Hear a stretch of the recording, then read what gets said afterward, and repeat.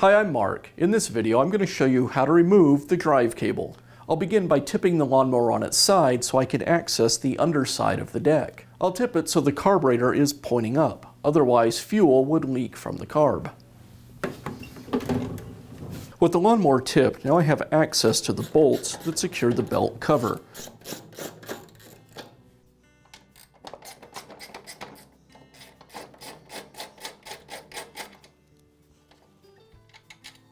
And now I'll tip the mower back onto its wheels.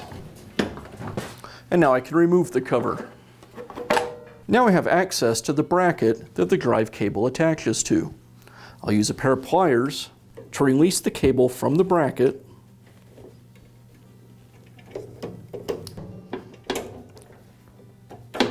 I'll cut the cable ties that secure the cables to the handle. Now I'll loosen the bracket that allows you to tension the cable, and it secures the cable to the handle. I'll remove the nut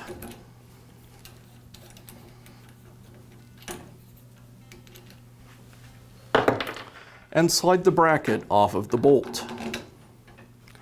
Now I'll disconnect the drive cable from the drive bail and remove the cable from the bracket.